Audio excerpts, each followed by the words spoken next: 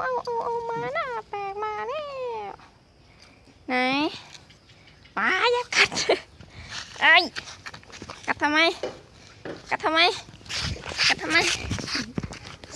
กัดทำไม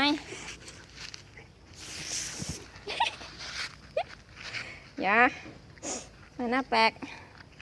ไอ้มาหน้าแปลกมาหน้าแปลกพอแล้วอย่ามากัดมาหน้าแปลก